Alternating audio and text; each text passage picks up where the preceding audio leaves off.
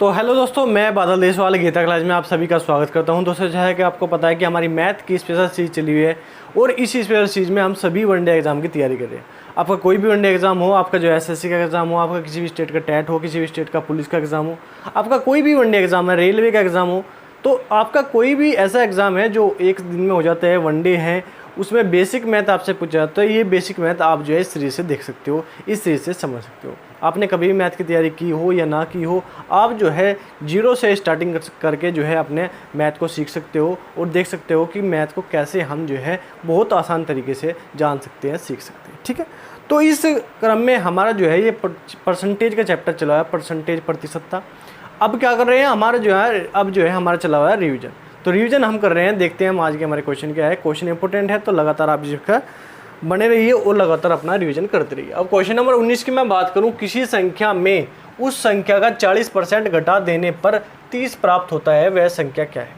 कोई भी संख्या अपने आप में क्या होती है, 100% के बराबर होती है। जब कोई भी संख्या हमारे 100% के बराबर होती है तो उसने कहा कि 40% घटा दो, तो 40% घटाने के बाद क्या प्राप्त होता है, 60%। उसने कहा कि वो घटा देने पर क्या प्राप्त हुआ, 30।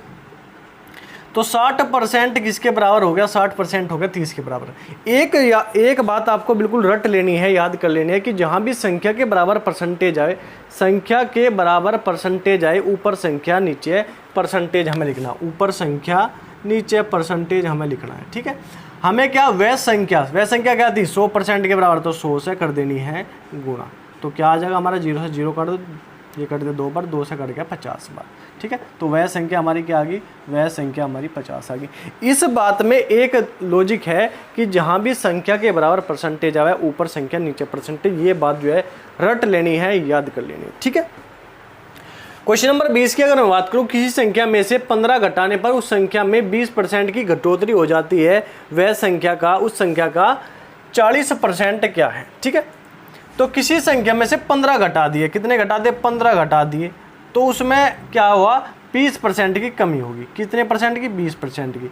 तो क्या हो गया हमारा, 15 किसके बराबर हो गया, 20% के बराबर। तो संख्या के बराबर परसेंटेज आ गई, तो ऊपर संख्या नीचे परसेंटेज। हमें क्या निकालना, संख्या निकालनी, लेकिन संख्या क्या निकालना है, 40%। लेकिन पहले क्या निकालेंगे, संख्या निकालेंगे। ठीक है, 5 × 15, 5 × 4 20, 4 से काट देंगे कितनी बार, 25 × 4 100। ठीक है, 25 × 3 75, तो वो संख्या हमारी क्या आ गई, 75। लेकिन हमें क्या निकालना, 40%, तो क्या कर देंगे, 40/100। ठीक है, अब 0 से 0 काट दो। ठीक है, 5 से काट दो, 5 × 5। ठीक है, 5 × 5 = 25 और 5 दूनी 10 और 2 से काट दो 2 बार और 15 दूनी 30। तो हमारी संख्या ये क्या आ जाएगी, संख्या का 40% क्या आ जाएगा, 30 आ जाएगा। बिल्कुल आसान है, बिल्कुल सिंपल क्वेश्चन है, लेकिन जो है एग्जाम में आते हैं। ठीक है, बिल्कुल सिंपल क्वेश्चन है, एग्जाम में आते हैं। अब क्वेश्चन नंबर 21 की मैं बात करूं, x का 165% बराबर 110 × 5 - 120। तो x का मतलब गुणा 165% का मतलब 165/100 बराबर किसके, 110 × 5 - 220। ठीक है, अब 13 × 5 = 65, 5 से काट दो, 5 × 15, 5 × 15 और 5 × 15। ठीक है, 5 × 15 और 5 × 15। ठीक है, और 5 से काट दो 20 बार, कट गया।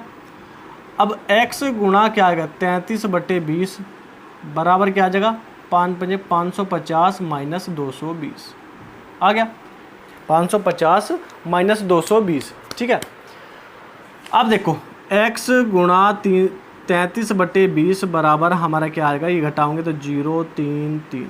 ठीक है, अब ये काट दो, 33 से हमारा कितने बार कट जाएगा, 1 1 0 बार। ठीक है, अब x बराबर क्या आ जाएगा, 1 1 0, ये भाग में है तो इधर चला जाएगा गुणा में। ठीक है, अब 11 दूनी 22 और 2 0 लगा देंगे, तो x का मान क्या आ गया हमारा, x का मान आ गया हमारा 2200।